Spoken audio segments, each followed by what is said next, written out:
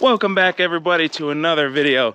In this video we have a 2014 Dodge Ram CV cargo van doing rear brakes. Take you through step by step. There are two different sets of brakes, heavy duty, not heavy duty, so measure your rotors.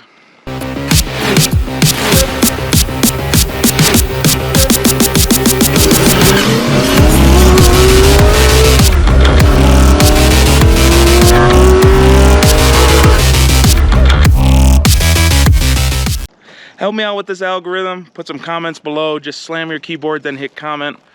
And that'll help out. Like, share, subscribe, all that other stuff. And hopefully I save you some cash right now. So let's get straight into this. Remove the brake master cylinder cover. So when you're compressing the caliper, fluid rises, air can get out. Step one, jack up the car.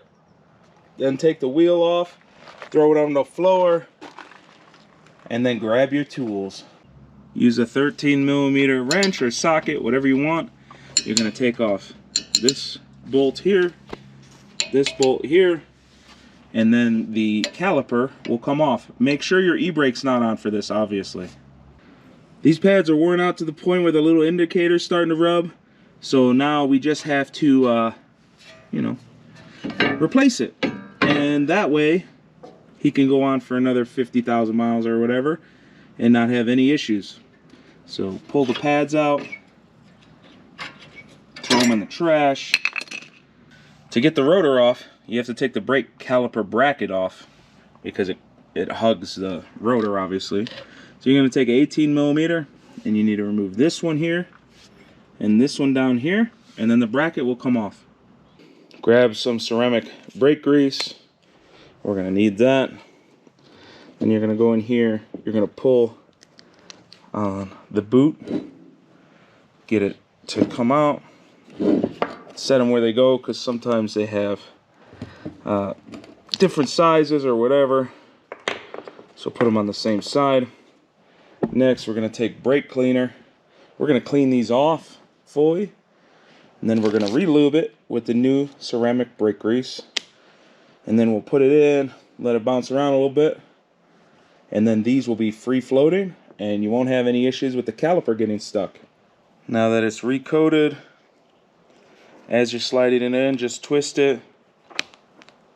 It'll reconnect, and you see how it bounces back out? That's the tension of the rubber moving it. So that's how we want it to be. Just do the same thing on the back.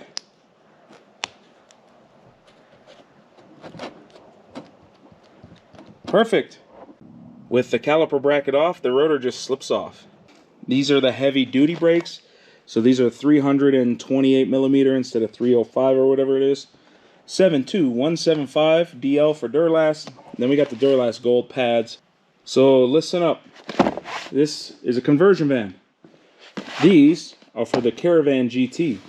If you have the cargo van that has the heavy duty brakes, then you need to run the rear Caravan GT pads, because if you go to any store, the pads they're going to give you are too small.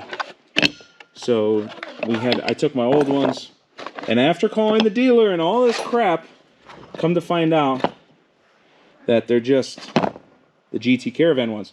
They want you, because this is a work truck, they want you to take it to the dealer for every single service because it's a work truck. So forget it. These people are dumb. You're going to want to use the Caravan GT rear brakes if you have the heavy duty brakes, which are the larger ones.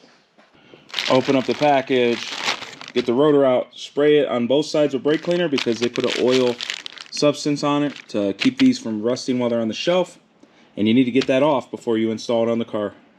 Take some brake cleaner, clean off the bracket really good.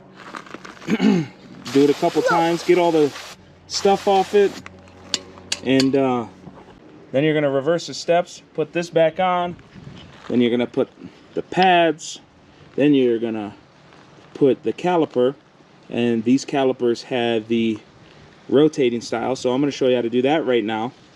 Get yourself the AutoZone kit 27111, and that is for rear brake calipers. This kit. You're gonna need to use the E adapter with your piece and then put that in.